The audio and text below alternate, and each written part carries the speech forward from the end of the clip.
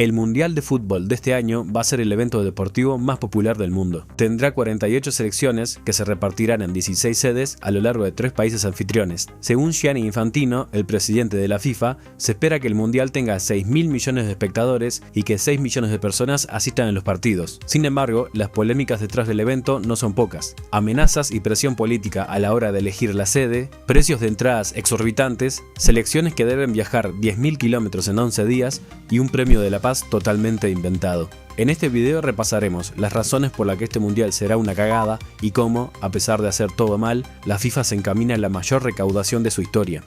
Decir que los mundiales de fútbol son los eventos deportivos más vistos del mundo es algo obvio. En julio de 1930, cuando el expresidente de Argentina, Carlos Menem, nacía en La Rioja y Arthur Conan Doyle moría en Inglaterra, la FIFA organizó su primer mundial de fútbol en Uruguay. Por supuesto, la organización de aquel mundial fue bastante problemática. Por ejemplo, solo se podía participar por invitación y el sorteo se realizó una vez que llegaron todas las selecciones porque no sabían ni qué selección llegaría a tiempo. Además, Estados Unidos y Rumania la disputaron con jugadores escoceses y como ni siquiera había pelota oficial, en la final se jugó con 2 pelotas diferentes. Casi 100 años después, la organización del evento mejoró muchísimo, o al menos la FIFA se asegura que las selecciones lleguen al mundial. Pero decir que un aura de corrupción rodea a la FIFA también es algo obvio. Por ejemplo, se sabe que el proceso de elección de sedes para los mundiales siempre fue turbio. Hasta el mundial pasado, la sede del mundial se designaba mediante la votación del comité ejecutivo. Estaba integrado por un grupo reducido de personas, que eran miembros de las confederaciones de la FIFA. Esto daba lugar a una corrupción sin límites, ya que comprando el voto de 12 o 13 personas, te podías asegurar que el mundial se organizara en tu país. En 2006, Robert Louis Dreyfus, el ex CEO de Adidas, sobornó con casi 7 millones de euros a 4 representantes asiáticos del comité ejecutivo de la FIFA para asegurarse que el mundial se organice en Alemania.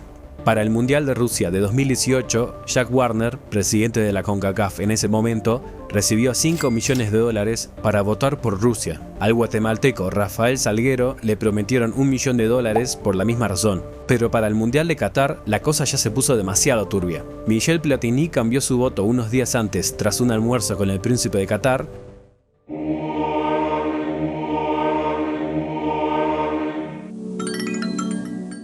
Hubo un soborno por 2 millones de euros que terminó en la cuenta bancaria de una niña de 10 años, 2 miembros africanos recibieron $1,5 millones cada uno y los miembros sudamericanos se repartieron 15 millones. Incluso el gobierno de Qatar montó una red para espiar a los miembros del comité ejecutivo y asegurarse que voten por ellos. Hoy en día, 16 de los 22 ejecutivos que votaron ese día se encuentran inhabilitados, condenados o bajo investigación. Tras el cambio de presidente y del sistema de votación, se esperó mayor transparencia en la FIFA. Si lo hubieran logrado, no hubiera hecho este video. De hecho, las polémicas empezaron antes de que se vote a Estados Unidos, México y Canadá como los anfitriones del Mundial. Donald Trump, quien también era presidente en 2018 cuando se realizó la votación, amenazó de una forma muy casual a los países que no votaron por su candidatura, diciendo que sería una lástima por esos países. Y por si no quedó claro, unos días después dijo en una conferencia de prensa que estaría observando muy de cerca a los países africanos, refiriéndose a su candidatura. La respuesta de la FIFA fue un comunicado muy tibio recordando sus normas éticas que exigen que los gobiernos mantengan una posición política neutral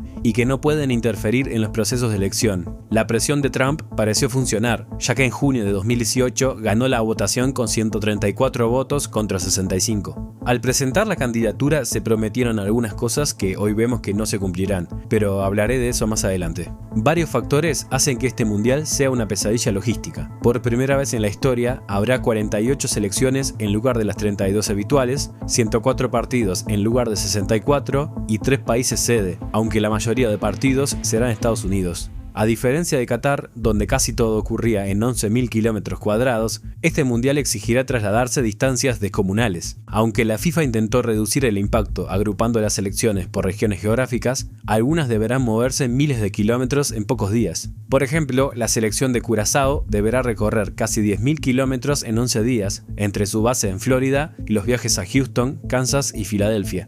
Y por si el gasto en transporte fuera poco, por la alta demanda también se disparó el precio del hospedaje.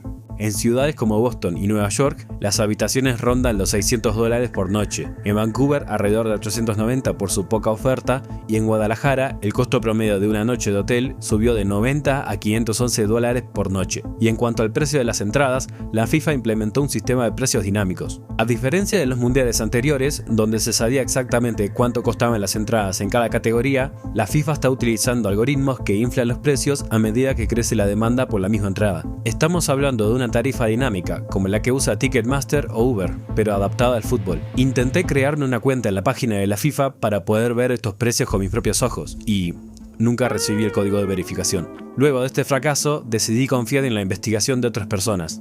Según ESPN, la entrada más barata a la final en Nueva Jersey se vende por $9.263, mientras que las más caras solamente por $64.000. Además, la FIFA habilitó una plataforma oficial para la reventa de entradas, en la que le cobra un 15% de comisión al comprador y un 15% al vendedor. Gracias a este sistema, hay alguien que está vendiendo una entrada para la final por más de $2 millones. Lo positivo es que viene con un pancho y una Coca-Cola que el mismo presidente de la FIFA se encarga de entregarte. En su candidatura, los 3 países presentaron una serie de condiciones donde prometían, entre otras cosas, precios accesibles en las entradas. Prometieron que en la fase de grupos las entradas más baratas costarían $21. Sin embargo, el precio más bajo para los partidos menos atractivos fue de $140. Tras la polémica, la FIFA decidió vender entradas a $60, pero que suponen menos del 2% de las entradas totales. Lo peor de todo es que la propia FIFA estafa a la gente con las categorías de los asientos. Muchos aficionados que compraron sus entradas directamente en la página de la FIFA reclaman que han sido reubicados a sectores de una categoría inferior. Los que compraron entradas de la categoría 1 terminarán en la categoría 2 o en las esquinas o detrás de los arcos. Esto se debe a que la FIFA creó una nueva categoría de entradas sobre la marcha, que se ubica más cerca del campo de juego y por lo tanto son más caras. Las tribunas de los estadios se llenarán de millonarios aburridos y no se verá el color y la alegría que le brindan los hinchas de verdad, esos que hacen un sacrificio para olvidarse de sus vidas por 90 minutos y alentar a su selección aunque no den 3 pases seguidos. Pero al menos los fanfests serán gratuitos.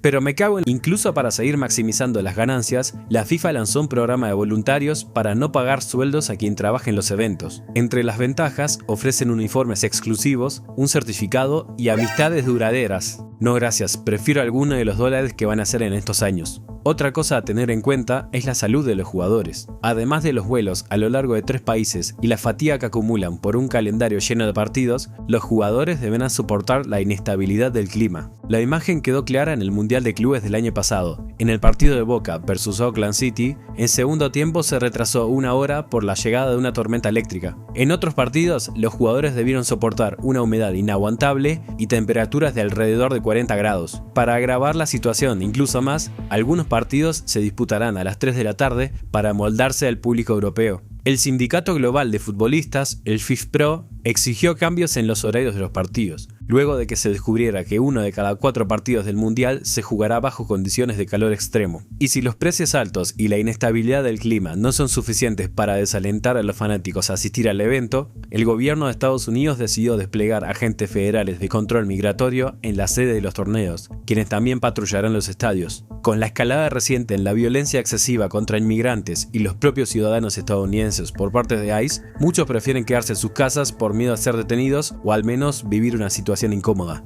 Trump amenazó a ciudades gobernadas por los demócratas, como Seattle, San Francisco y Boston, con quitarles partidos del Mundial, mientras sigue incumpliendo las normas de la FIFA. Los artículos 3 y 4 del Estatuto de la FIFA se refieren a los derechos humanos y a la lucha contra la discriminación. Estos entran en conflicto con la prohibición de entrada al país para ciudadanos de más de 30 países, entre ellos 4 países que clasificaron al Mundial: Haití, Irán, Senegal y Costa de Marfil. Aunque esta prohibición no incluye a los miembros de las selecciones, el cuerpo técnico y sus familiares, limita la asistencia de los aficionados de estas selecciones. Al presentar la candidatura para organizar el torneo, el gobierno de Trump había prometido que no se discriminaría a nadie a la hora de entregar visas para el evento. Las sanciones por incumplir estos artículos pueden ser la suspensión o expulsión. Lo bueno para Estados Unidos es que no hay nada en la normativa de la FIFA que prohíba que los países anfitriones secuestren presidentes, que amenacen con invadir otros países o que directamente estén en una guerra activa con otros países participantes, como es el caso de la guerra con Irán.